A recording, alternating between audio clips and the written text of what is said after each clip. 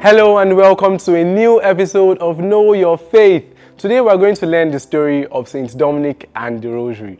Story. Once upon a time. Now guys, in the 11th through the 13th centuries, a heretical doctrine develops in Europe. Now this teaching, called Albigensianism, taught that only the spiritual is good and that everything material is bad. Now therefore, the body in and of itself is evil, and every person's soul is imprisoned in that evil body. The only way in which a person could experience salvation was to be freed from the imprisonment of their flesh. Dominic de Guzman, a Spanish priest, traveled into France preaching against the Albigensian heresy, but his efforts gained few conversions and even fewer followers. Now in 1208, he went into a forest near Toulouse, France, to pray, asking God to provide what he needed in order to overcome the Albigensian heresy.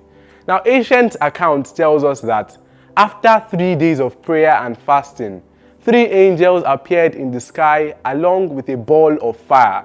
Now, when they disappeared, the Virgin Mary spoke, telling the priest, that's referring to Dominic, that he must preach her Psalter in order to succeed in his struggle to overcome the Albigensians. Now, the Marian Psalter was a prayer developed by the Cistercians, which involved praying 150 Hail Marys divided into groups of 10 by their fathers. Now, prayer beads were used to keep track of the Hail Marys. It was not a meditative prayer though, nor one that would have been preached. Mary revealed to Saint Dominic which mysteries should be preached to correspond to the Psalter prayers. Now, the stories of Christ's life, which directly contradicted the heresy of the Albigensians by focusing on the incarnation, death, and triumphant resurrection of Jesus Christ.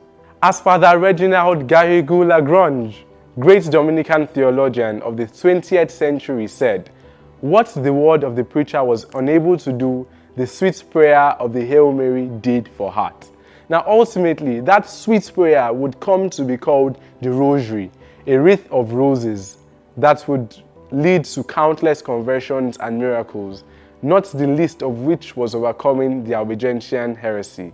Now Pope Leo XIII said, thanks to this new method of prayer, piety, faith, and union began to return to France, and the projects and devices of the heretics to fall to pieces.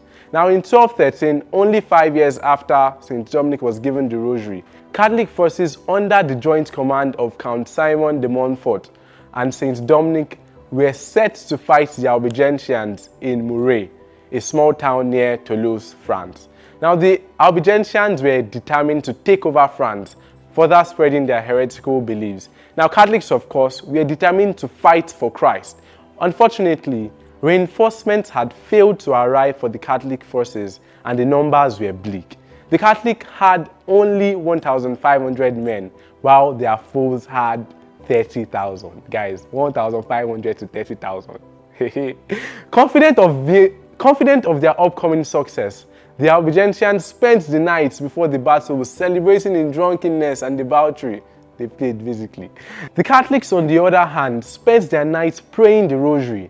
Their celebration was focused on that of the Mass and the Sacrament of Reconciliation, that is, confession. Now finally, St. Dominic went to the Church of St. Jacques in Muret to pray the Rosary for victory, while the counts went into battle. The Catholics were able to rush upon the hungover Albigensians, routing the enemy army and declaring a victory for Christ and Our Lady. After the battle, every Catholic in the area attributed the victory to the Rosary. Now, while the Albigensian sect continued to exist, its territory expansion ceased and it never again reached the massive numbers it enjoyed prior to the Battle of Muret. Now, as we continue to fight against heretics of one sort or another in our current day and age, St. Dominic remains a hero to be remembered, even more so the Rosary, a gift given by Our Lady all those years ago, remains a vital tool in winning the battle of good versus evil and truth versus falsehood. That will be all for today, guys. Thank you for watching. Please remember to like, comment, and share this video to your friends and family. Also, do well to subscribe to our YouTube channel as Dominican Media. Till next time, be bold, be Catholic.